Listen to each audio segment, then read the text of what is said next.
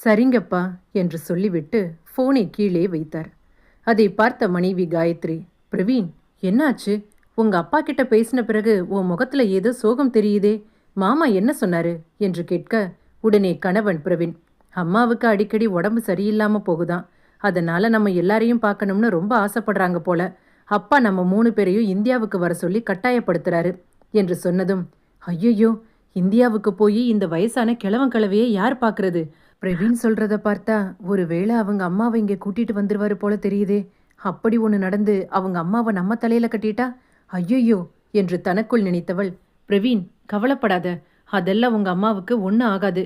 நானும் நம்ம பொண்ணு வர்ஷினியும் இந்த முறை இந்தியாவுக்கு போய் உங்க அம்மா கூட இருந்து கொஞ்ச நாள் நாங்க பாத்துக்கிறோம் என்று சொன்னதை கேட்டதும் பிரவீன், ரொம்ப தேங்க்ஸ் காயத்ரி, நானே உன்னிடம் இதை பத்தி சொல்லணும்னு இருந்தேன். ஆனா இப்ப நீ இங்க உன் வேலையெல்லாம் விட்டுட்டு எங்க அம்மாவை பார்க்க போவியா என்கிற சந்தேகமும் எனக்குள்ள இருந்தது. ஆனா நான் கேட்கறதுக்கு முன்பே நீயே எங்க அம்மாவை கூட இருந்து பாத்துக்கிறேன்னு சொல்றதை கேட்கும்போது எனக்கு ரொம்ப சந்தோஷமா இருக்கு.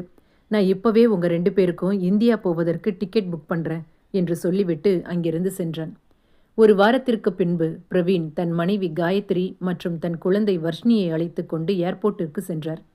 அங்கே இருவரையும் விமான நிலையத்தில் வழி அனுப்பி வைத்துவிட்டு வீட்டிற்கு திரும்பிய பிரவீன் அலுவலகத்திற்கு செல்ல அங்கே பூகம்பமே கிளம்பியிருந்தது. ஒன்றும் புரியாத பிரவீன் தன் நண்பன் அசோகனை அழைத்து கேட்டபோது, ஏண்டா, ஏன் ஆபீஸ் முழுக்க இப்படி ஒரு பரபரப்பு, என்ன விஷயம் என்று கேட்க, பிரவீன், நம்ம கம்பெனில எல்லாரையும் லே அவுட் பண்ண போறாங்க. இதுல யார் யார் பெயர் இருக்குமோ என்கிற பயத்துல தான் எல்லாரும் இங்க வந்து ஒன்று கூடி இருக்கிறோம் என்று சொன்னதை கேட்டதும் பிரவீன், என்னடா சொல்ற, நம்ம கம்பெனில எம்ப்ளாயியை லே அவுட் பண்ண போறாங்களா? ஆனா இதை பத்தி நோட்டீஸ் போர்டுல எதுவும் போடலையே என்று கேட்டதும், அதாண்டா எனக்கும் ஒன்றும் புரியல, கம்பெனி ஏதோ பெரிய நஷ்டத்துல போகுதுன்னு சொல்றாங்க, பாஸால எல்லாருக்கும் சம்பளம் கொடுக்க முடியல, அதனாலதான் திடீர்னு இந்த முடிவு என்றான். ஆனால் அங்கே காயத்ரியோ தன் மகள் வர்ஷினியை தன்னுடன் அழைத்து கொண்டு தன் மாமனார் தனக்காக புதிதாக கட்டியிருக்கும் வீட்டிற்கு சென்றாள். அங்கே மாமியார் காமாட்சி கார் சத்தம் கேட்டதும் ஒரு கையில் ஆரத்தி தட்டும் பல வருடங்களுக்கு பிறகு புது வீட்டில் காலடி எடுத்து வைக்கும் தன் மருமகளுக்காக குத்து விளக்கை ஏந்தியபடி வெளியே வந்தாள்.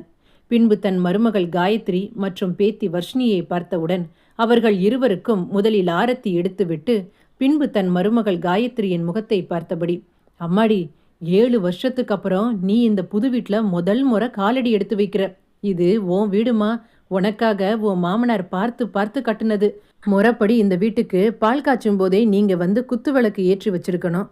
ஆனா சூழ்நிலை, வெளிநாட்டில் இருந்து அப்போ இங்க வர முடியாதுன்னு என் புள்ள பிரவீன் சொல்லிட்டான்.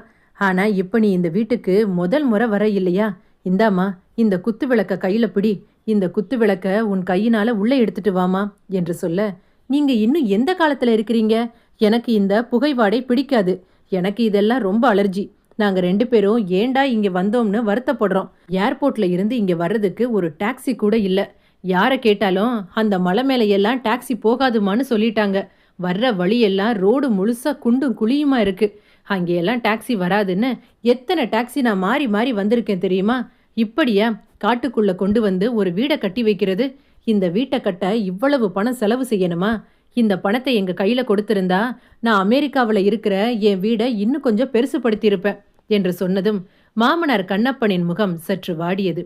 தன் மகன் மற்றும் மருமகளுக்காக தன் முதுமையை கூட பொருட்படுத்தாமல் தனக்கு பின்பு தன் பிள்ளைகள் வெயிலுக்கு ஒதுங்குவதற்காக எப்போதும் அவர்களுக்கென்று ஒரு சொந்த வீடு இருக்க வேண்டும் என்ற ஆசையில் பார்த்து பார்த்து தான் கட்டிய வீட்டினை உள்ளே கூட வராமல் அவமதித்து பேசுவது மாமனார் கண்ணப்பனுக்கு சற்று அசௌகரியமாக இருந்தது.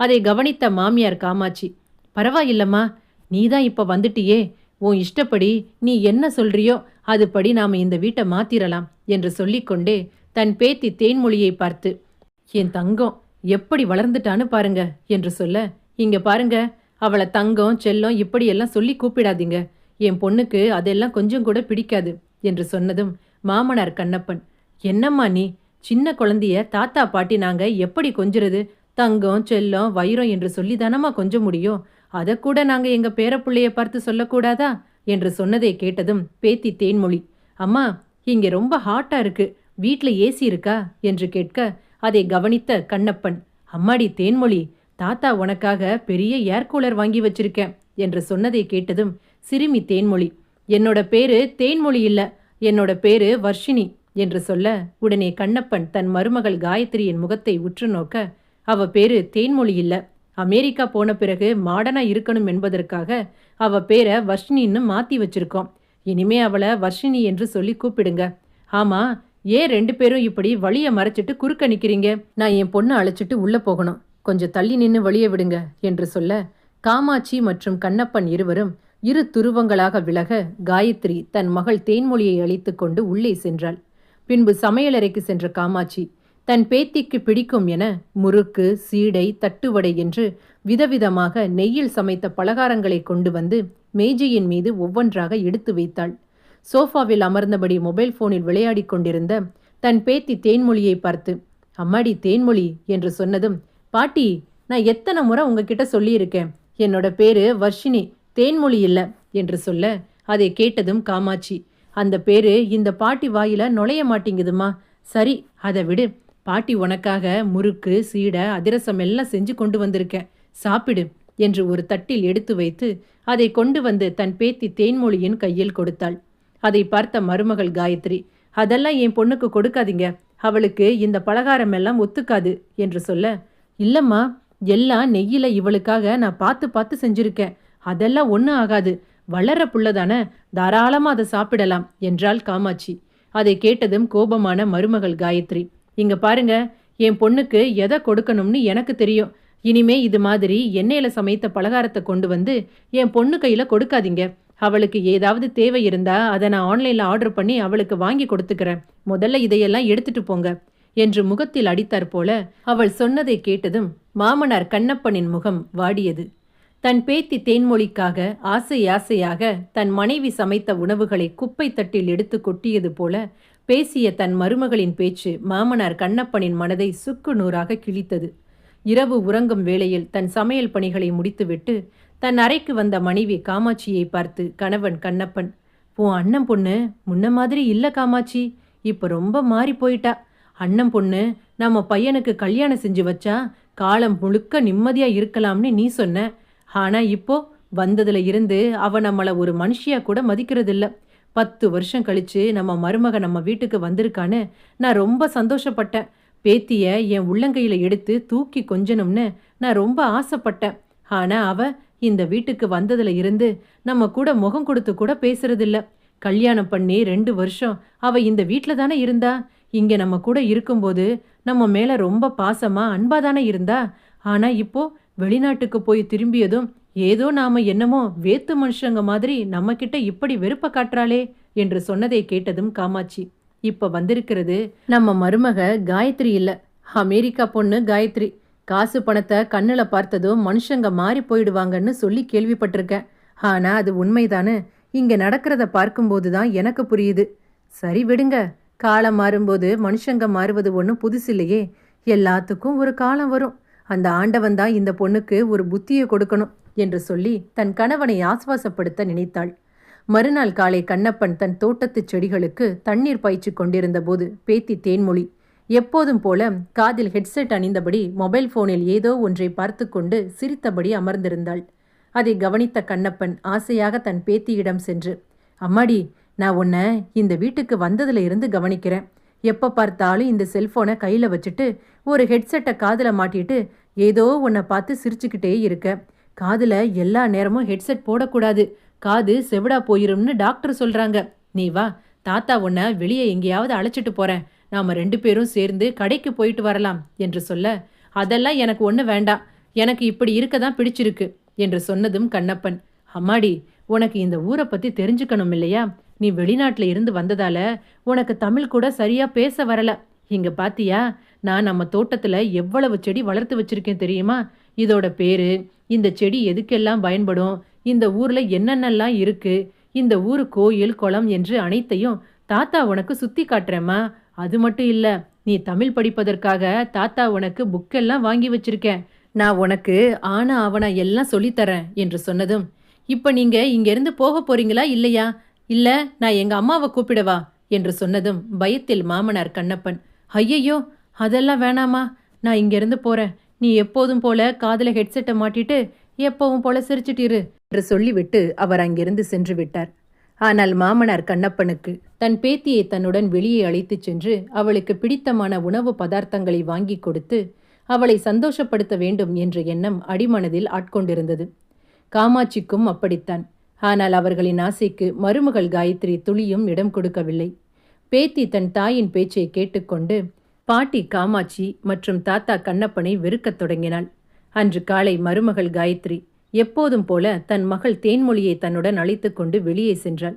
அந்நேரம் அங்கே வந்த பக்கத்து வீட்டுக்கார அம்மா பருவதம் காமாட்சியை பார்த்ததும், அடடே, என்ன காமாட்சி, 10 வருஷம் கழிச்சு உன் மருமகளும் பேத்தியும் நம்ம வீட்டுக்கு வந்திருக்காங்க.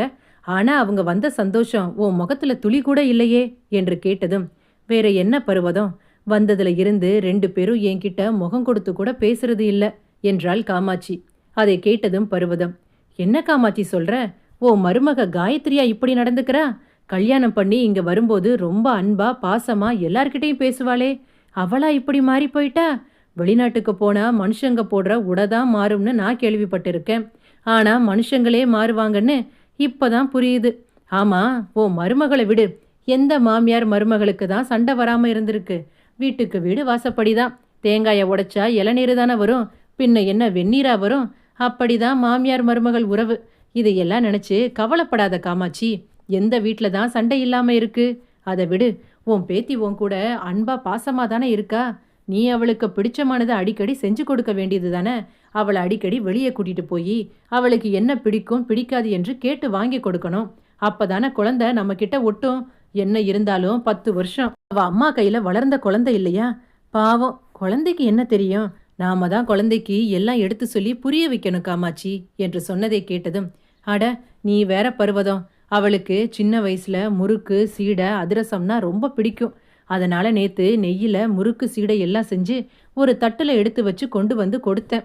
உடனே அவ அம்மா, அதெல்லாம் என் பொண்ணுக்கு இதையெல்லாம் கொடுக்காதீங்க, அவளுக்கு இது எல்லாம் சேராது, அவளுக்கு என்ன வாங்கி கொடுக்கணும்னு எனக்கு தெரியும், நான் ஆன்லைன்ல ஆர்டர் போடுறேன்னு சொல்லிட்டா. அதை மீறி நாம ஏதாவது கொடுத்து ஏதாவது ஒண்ணுன்னா அந்த பழியும் நம்ம தலைமையில தானே விழும். போதாததற்கு என் பேத்தி என்னையும் அவரையும் தாத்தா பாட்டி என்று எங்களை ஆசையா கூப்பிடுறது கூட இல்லை. எப்ப பாரு கிராண்ட்பா கிராண்ட்மான்னு தான் சொல்றா. தாத்தா என்று கூப்பிடு என்று அவ அம்மா தானே அவளுக்கு சொல்லி கொடுக்கணும். எங்க வீட்டில தான் எல்லாம் தலைகீழா இருக்கே என்று ஒருவருக்கொருவர் பேசிக் கொண்டிருக்க அந்நேரம் உள்ளே நுழைந்த மருமகள் காயத்ரியை பார்த்ததும் பருவதம், காயத்ரி எப்படிமா இருக்க? வெளிநாட்டுக்கு போனதும் ஆளே அடையாளம் தெரியாம மாறி போயிட்டியே. இது யாரு? உன் பொண்ணு தேன்மொழியா? நெடு நெடுன்னு நல்லா வளர்ந்துட்டா இல்ல காமாட்சி என்று காமாட்சியின் முகத்தை பார்த்து சொல்ல காமாட்சி ஒரு சிறு புன்னகை புரிந்தாள். ஆனால் காயத்ரி, ஆமா, இப்ப எதுக்காக இங்க வந்திருக்கீங்க? யார் குடும்பத்துல என்ன நடக்குது, யார் குடும்பத்தை எப்படி பிரிக்கலாம் என்று திட்டம் தீட்டுறீங்களா என்று கேட்டதும் மாமியார் காமாட்சி, என்ன பேசுற காயத்ரி? அவ உன்கிட்ட என்ன கேட்டா? நீ என்ன பதில் சொல்ற என்றாள் காமாட்சி. வேற யாராவது வெளிநாட்டுல இருந்து வந்ததும் வெளிநாட்டு சாக்லேட்டு கோடரி தைலம் எதையாவது கொண்டு வந்து ஓசியா கொடுப்பாங்கன்னு இங்க நிறைய பேர் அலையிறாங்க போல. இந்த ஊர்ல இருக்கிறவங்களுக்கு ஓசி பொருளை பார்த்தா எப்படிதான் இருக்குமோ, ஏன் தான் இப்படி அலையிறாங்களோ தெரியல என்று சொன்னதை கேட்டதும் கோபத்தில் பருவதம், இங்க பாருமா, நீ கொண்டு வந்த இந்த ஓசி சாக்லேட்டையும் கோடரி தைலத்தையும் வாங்குவதற்காக நான் இங்க வரல. ஓ மாமியார் எனக்கு நல்ல சிநேகிதி. எங்களுடைய நட்பை இப்படி தேவையில்லாம பேசி கொச்சப்படுத்தாத. வெளிநாட்டுல இருந்து இத்தனை வருஷம் கழிச்சு வந்திருக்கியே, ஒரு வார்த்தை உன்னை பார்த்து எப்படி இருக்கேன்னு கேட்டுட்டு போகலாம் என்றுதான் நான் இங்க வந்தேன். ஆனா நீ வாங்கிட்டு வந்த ஓசி பொருளை வாங்கிட்டு போறதுக்காக தான் நாங்க வந்தோம்னு கொஞ்சம் கூட மட்டு மரியாதை இல்லாம பேசுறியே. இங்க பாருமா காயத்ரி, மனுஷங்களுக்கு எவ்வளவுதான் காசு பணம் இருந்தாலும் மனுஷனுக்கு ஒண்ணுனா இன்னொரு மனுஷனால மட்டும்தான் உதவ முடியும். இன்னைக்கு உன் கையில இருக்கிற காசு நாளைக்கு யார் கையில இருக்குமோ?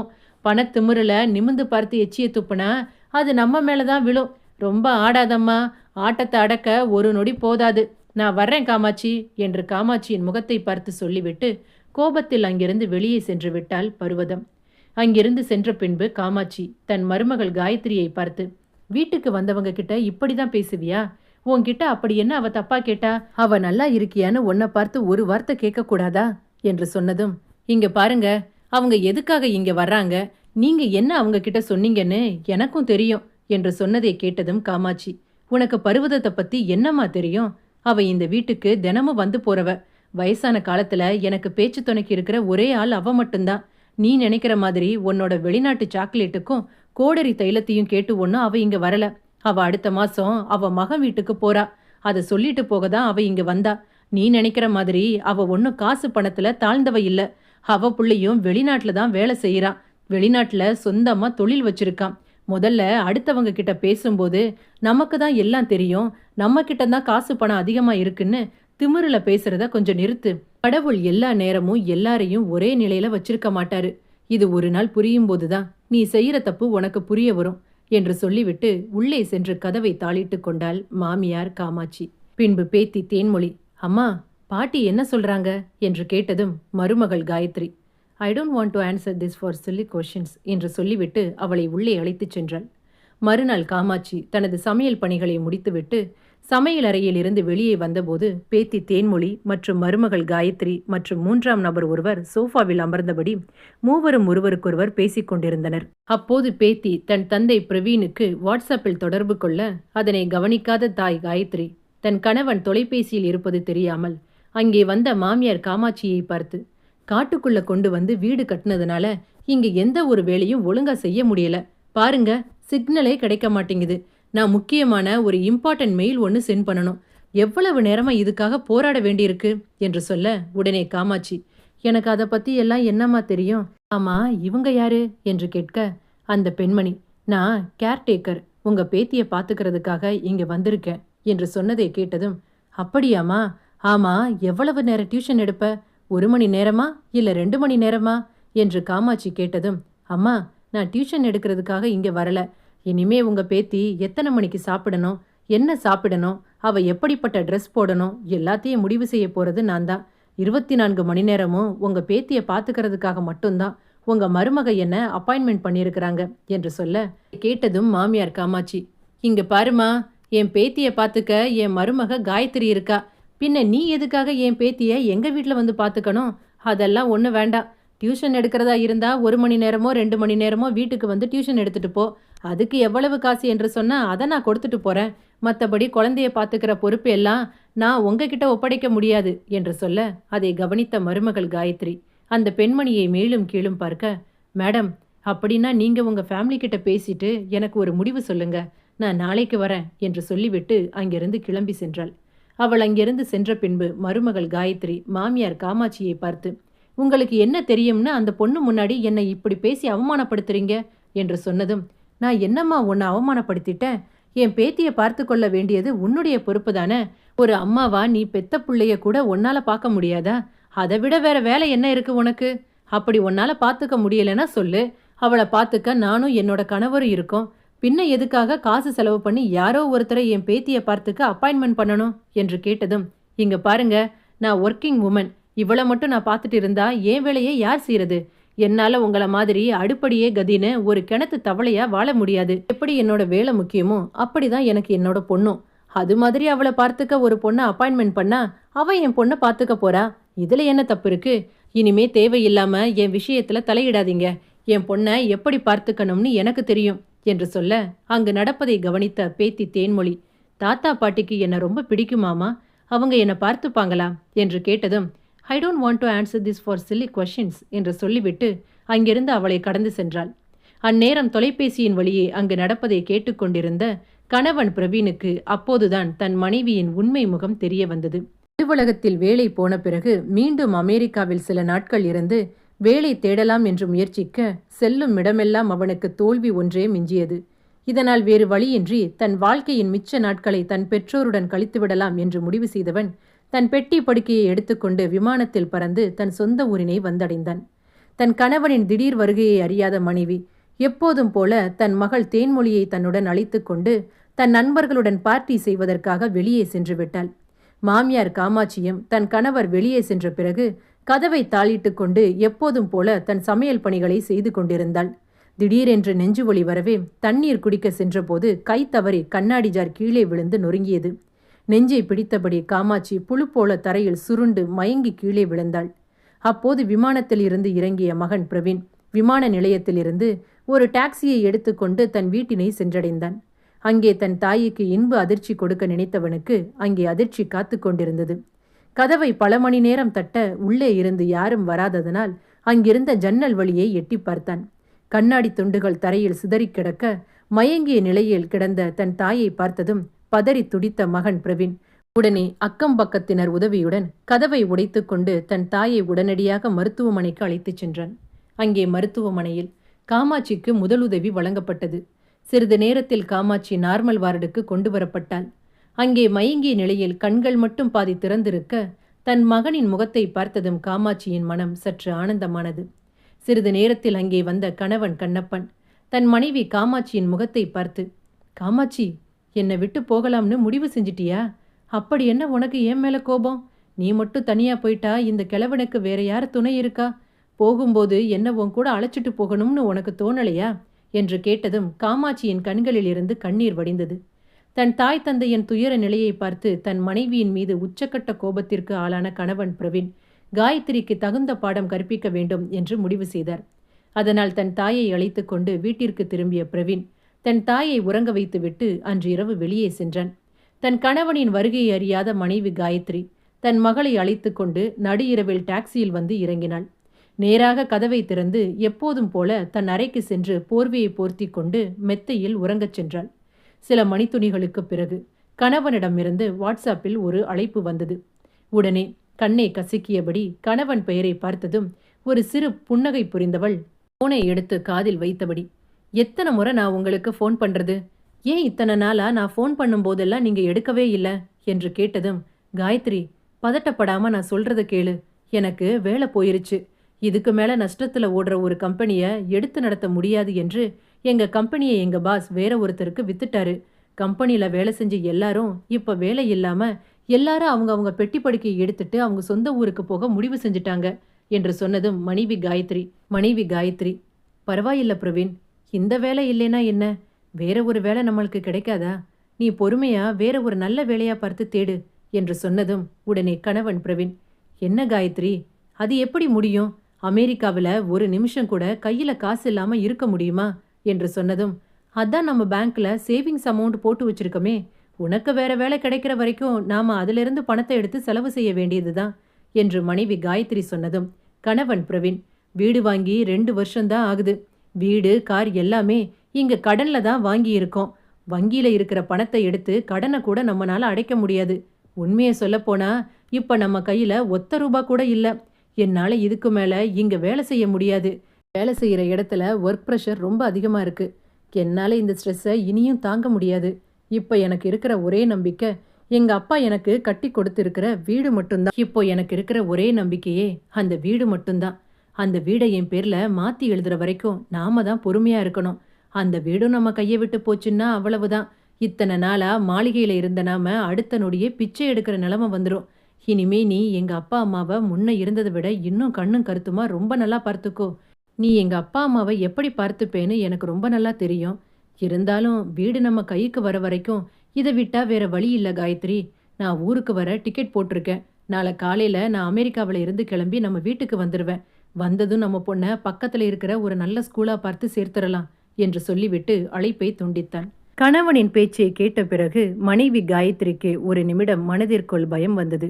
இத்தனை நாட்களாக தன் மாமனார் மற்றும் மாமியாரை எடுத்தெறிந்து பேசியதால் ஒருவேளை கோபத்தில் தன்னை வீட்டை விட்டு வெளியே அனுப்பிவிட்டால் தன் நிலைமை என்னவாகும் என்று பதறியவள் பின்பு கண்களில் கண்ணீர் வடிய தன் மாமியார் காமாட்சி அறைக்கு சென்று கதவை தட்ட தூக்கத்தில் இருந்து விழித்த கண்ணப்பன், யார் இந்த நேரத்துல இப்படி கதவை தட்டுறது என்று முணுமுணுத்தபடியே தன் போர்வையை சரி செய்துவிட்டு கதவை திறக்க அங்கே தன் மருமகள் காயத்ரியை பார்த்ததும், என்னம்மா, என்ன இந்த நேரத்துல, எதுக்காக இப்ப கதவை தட்டின என்று கேட்டதும் காயத்ரி தன் மாமியார் காலில் விழுந்தபடி, அத்தை, என்னை மன்னிச்சிருங்க.